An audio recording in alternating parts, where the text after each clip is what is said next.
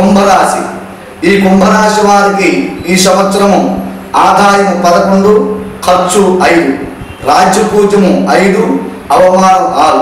ఈ రాశి వారి ప్రారంభంలో ఆదాయములకు మించిన ఖర్చులు, శత్రురోగ రుణబాధలు, నమ్మిన వారి వల్ల మోసము, చోరభయము, అపనిందలు, మనశ్శాంతి లేకపోవడం జరుగును. సెప్టెంబర్ తర్వాత పరిస్థితుల్లో కొంత మార్పు కనిపించి స్థలములు, భూగృహత కొనుట, స్థిరాస్తిని అభివృద్ధి చేయుట, వివాహ శుభకార్యాలు నెరవేరుట, బంధుమిత్ర సంయోగం కలుగును. తలచిన కార్యక్రమంలో జయము, చేయి వృద్ధిగా ఉంట జరుగును. పుణ్యక్ష దర్శనము, విదేశం జరుగును.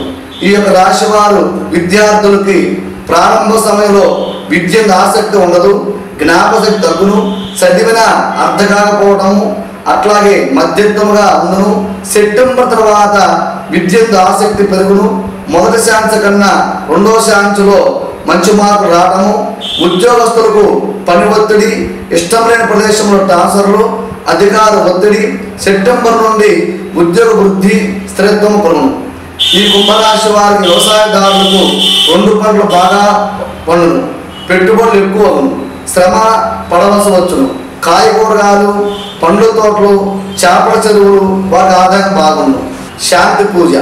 ఈ రాశి వారికి గురువులకు 16,000 జపము, శనగల దానము, మహాశివరాత్రి రోజున ఈశ్వరుడికి అభిషేకము, విష్ణు సహస్రనామ స్తోత్రం పఠించడం వల్ల విశేషపడింది.